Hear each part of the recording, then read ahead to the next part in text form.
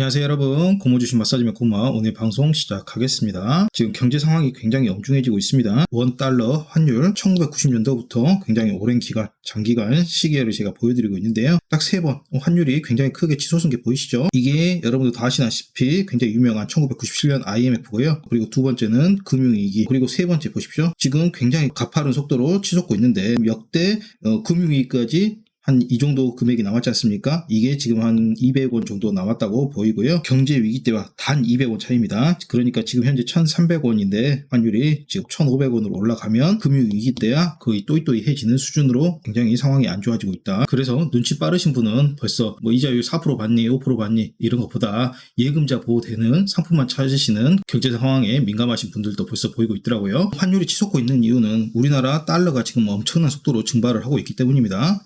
8월 무역적자 1999년 역대 최대 벌써 넘어섰다. 1999년이면 벌써 한 30년 전 얘기 아닙니까? 역사상 최고점을 벌써 넘어선 그런 부분이 보이고 있고요. 무역적자 중에 가장 큰 부분이 지금 대중무역적자가 현실화돼가지고 4개월째 적자 행진, 수교 30년 만에 처음, 여러 가지가 지금 30년 만에 최악의 지표를 지금 나타내고 있다는 부분이 경제에 무거운 짐을 억누르고 있네요. 달러 증발하는 속도가 상상을 초월하기 때문에 달러를 필요한 사람 많은데 원화를 필요한 사람은 전 세계적으로 이제 갈수록 떨어지기 때문에 원화 확률이 급격히 치솟는 거 아니겠습니까? 우리나라 원화가 휴지값이 되고 있다. 그런 식으로 파악하시면 되겠고, 그럼 이렇게 엄중한 경제 시기에 가장 안전한 예금은 어떤 것인지, 예금자 보호되는 그런 통장은 어떤 것인지, 또 예금자 보호가 안 되는 회사도 굉장히 많이 있거든요. 이를테면 농협, 이제 농협 중앙회하고 지방 있지 않습니까? 농협 중앙 같은 경우에는 예금자 보호가 됩니다. 왜냐하면 농협은행이기 때문에. 근데 이제 지방농협 같은데 이제 단위농협 이런 데 같은 경우에는 예금자 보호가 안 되고 자기 자체적으로 기금 만들어서 하는데 그 기금 규모가 굉장히 적다.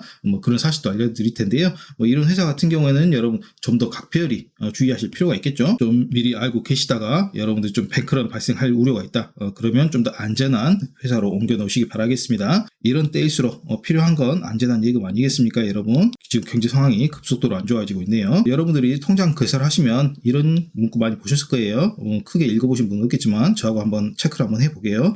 이 예금은 예금자 보호법에 따라 본 은행에 있는 귀하의 모든 예금 보호 대상 금융상품의 원금과 소정의 이자를 합해. 여기서 소정이란 말이 빠지면 여러분 이자를 전부 다 보호한다 이 말인데, 소정이라는 말이 들어가 있잖아요. 그러면 여러분들 이자를 받긴 받는데 예금자 보호로 돈을 받게 되면 굉장히 낮은 이자, 한 1% 뭐 그 정도로 거의 의미가 없는 수준의 이자만 받게 되거든요. 그렇기 때문에 예금자 보호가 된다 해서 여러분의 돈이 완전히 지켜지는 건 아니고 이자 부분은 날아갈 가능성이 굉장히 높다. 예금보험공사가 1인당 최고 5천만 원까지 보호합니다. 상한선이 있어요. 그렇기 때문에 그 은행에다가 1억 넣어놨다. 그럼 5천만 원은 보호가 되고 5천만 원은 이제 보호가 안 되는 거죠. 그래서 벌써부터 여러 금융기관에 따라 나눠서 분산 투자하시는 분도 있으신데요. 그런 현명함이 좀 필요한 시기가 아닌가, 그런 식으로 생각이 됩니다. 예금자 보호는 한 은행당 5천만 원 뿐입니다. 여러분이 한 은행에서 적금 들고 예금 들고 뭐 이런 식으로 든다면은 적금에 한 3천만 원 들었고 예금에 한 3천만 원 들었다. 그러면 적금이 5천만 원 미치가 다 보호가 되고 예금이 3천만 원 미치가 다 보호가 되고 이런 식이 아닙니다. 한 회사의 적금 예금 다 패가지고 6천만 원 중에 5천만 원만 보호가 되는 거겠죠. 만약 5천만 원을 넘어서는 그 이상이라면 은행 분산, 그리고 복잡하죠. 은행 분산하고 그러면 아무래도 최고의 금리를 따라갈 수 없기 때문에 좀 더 수익률이 떨어지는 측면도 있고, 그러나 우체국은 예금자 보호가 무한대다. 그 이유 굉장히 궁금하지 않으세요, 여러분? 한번 같이 한번 살펴보시게요. 우체국은 5천만 원 한도가 아닙니다. 반드시 아셔야 될 게, 일반 은행이나 고금리로 많이 저축하시는 저축은행 이런 데는 예금자 보호법을 통해 가지고 보호를 받고 있어요.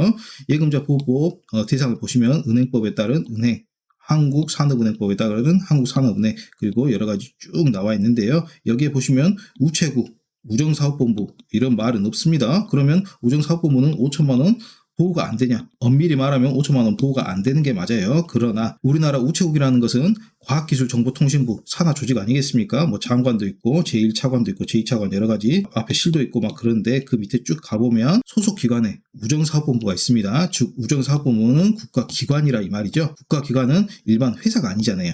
즉 우체국은 정부기관이고 금융기관이 아닙니다. 그럼 우체국 예금은 예금자 보호가 안 되어 더 불안할까? 단연 고도라고 말씀드릴 수 있고요. 경제가 굉장히 불안해서 무너질 가능성이 있다. 그러면 우체국으로 예금이 폭주하는 이유가 바로 이것 때문이에요. 그 부분 한번 살펴보시게요.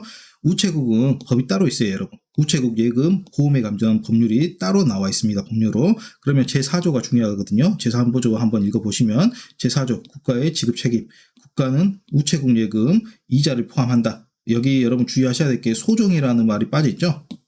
우체국은 전액 이자를 보호하게 되겠습니다. 우체국 보험 계약에 따른 보험금 등의 지급을 책임져야 된다. 그렇기 때문에 사고가 우체국에서 터진다. 그러면 국가가 100% 원금하고 이자까지, 소정의 이자가 아닙니다. 다시 한번 강조하지만 전부 보호를 하게 되겠어요. 우체국 예금은 법률로 국가에서 무한대 보장하게 됩니다. 국가는 돈이 없으면 여러분 한국은행에서 그냥 돈을 찍어내면 돼요. 굉장히 간단하죠. 그렇기 때문에 국가가 부도날 일이 없다. 그렇기 때문에 국채 같은 경우에는 위험률이 0이라고 하지 않습니까? 그 이유가 국채를 상환할 돈이 없으면 한국은행에서 그냥 돈을 찍어내면 되는 거예요. 굉장히 간단한 사실이죠. 우체국 예금도 정확히 일치하게 우체국에서 사고가 터져가지고 우체국이 돈을 상환하지 못할 지경에 처했다. 그러면 국가에서 돈 찍어가지고 드립니다. 전혀 걱정하실 거 없고요.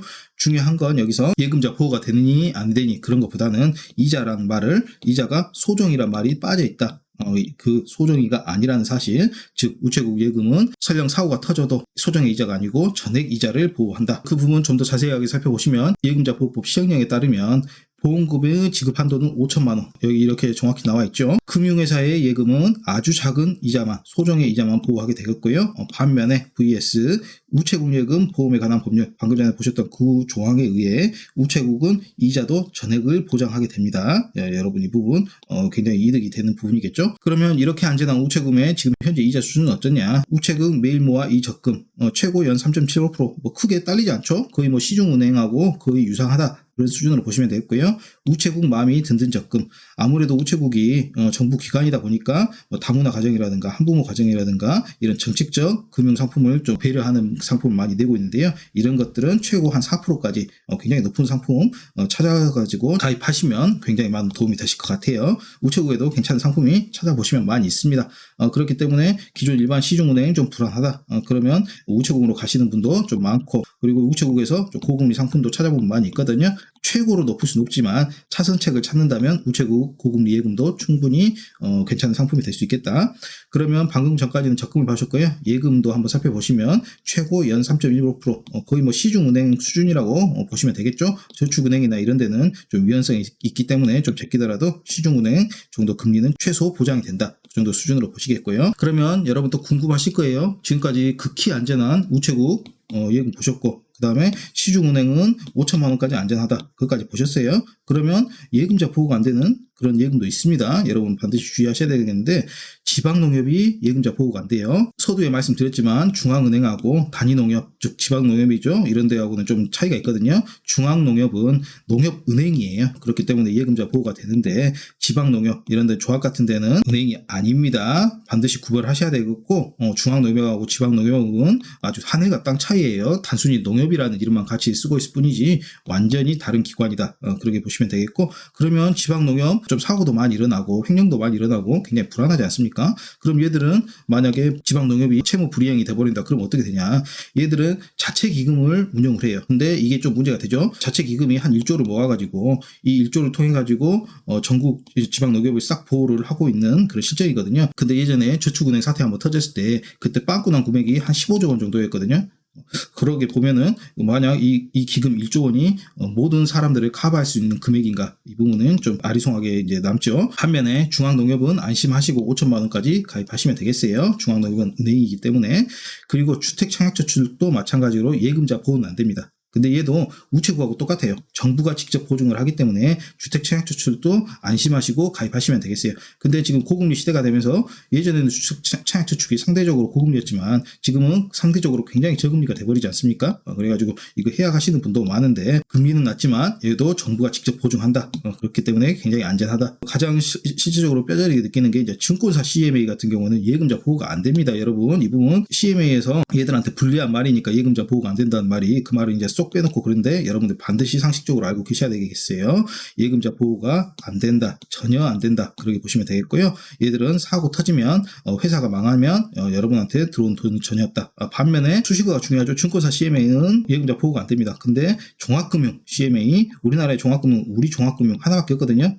얘들은 CMA가 보호가 돼요. 5천만 원까지 굉장히 다르죠, 여러분. 그렇기 때문에 증권사 CMA는 회사가 어려워질 경우 좀 안 좋을 수 있다. 그 부분 반드시 명심하셔야 되겠고, CMA 높은 고금리에 끌려가지고 요즘 수요가 굉장히 늘고 있는데요. 저도 우리종합금융 CMA 이용하고 있는데, 만약 CMA 하고 싶다, 금리도 높고 상당히 괜찮은 상품입니다. 우리종합금융 CMA로 가시면 되겠어요. 얘가 제가 기억하기로는 1년간 가입하면 얘는 가입 기간에 따라 가지고 금리가 틀린데 1년 가입하면 한 3% 되는 것으로 알고 있거든요.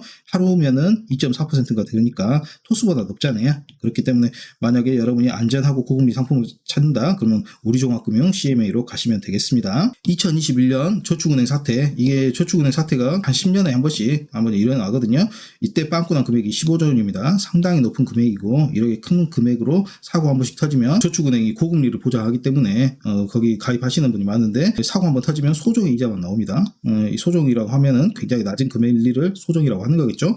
단순히 높은 금리로 저축은행 등 신용도가 낮은 금융회사를 고르지 마시고, 안정적인 회사도 지금은 좀 고려해야 될 시기인 것 같습니다. 경제 상황이 엄혹하기 때문에 금리가 올라가면 여러분들이 적극적으로 좀 더 금리를 높게 쳐주는 고금리 회사를 찾으실 거 아닙니까? 그러면 선택지는 그다지 없어요. 저축은행 선택해가지고 가실 수밖에 없죠. 왜냐하면 얘들은 한 4% 정도 주니까. 그러면 여러분 생각을 한번 해보세요. 일반 은행은 신용도가 굉장히 높아요. 그렇기 때문에 일반인들한테 낮은 금리로 한 2%이 정도로 금리를 조달해가지고 좀 안정적으로 다른 사람한테 대출을 줄 수 있다 이 말입니다. 근데 저축은행은 여러분한테 빌릴 때조차도 그 금액이 4%예요. 그러면 대출을 굉장히 높은 금액, 한 9%, 10% 이런 데다가 대출을 줘야 되거든요. 그러면 대출을 신용도가 낮은 그런 기업에다 줘야 되는데, 그러면 당연하겠지만 사고 터질 위험이 굉장히 높지 않겠습니까? 이제 사고는 채무 불이행부터 시작하는데요. 이제 저축은행이 대출을 줬던 9%, 10% 굉장히 신용도도 낮고 위험한 대출 상품이 이제 터지기 시작하면, 상환을 못하기 시작하면 이제 저축은행도 여러분들한테 이제 상환을 못하기 시작하는 거겠죠. 그런 식으로 위험이 진행이 되는데요. 따라서 금리가 높아지면 저축은행 부도 가능성도 갈수록 높아진다. 여러분이 이 사실 기억하셔야 되겠고, 그리고 저축은행뿐만 아니라 단위농협, 얘네들은 기존 뭐 금리 이런 거 상관없이 기본적으로 규모가 작기 때문에 횡령 이런 사고가 한 건씩 간간히 터지죠. 마찬가지입니다. 새마을 금고도 마찬가지고요. 제2금융권이라고 표현되는 부분은 일반적으로 좀 주의하셔야 될 부분이 많이 있어요. 여러분 고마워 함께하는 공모주식엔 재테크, 가운데 구독 좀 눌러주시고 좋아요, 구독, 알람 설정까지 꼭 좀 부탁드리겠습니다. 사랑합니다. 공모주식 마사지맨이었습니다.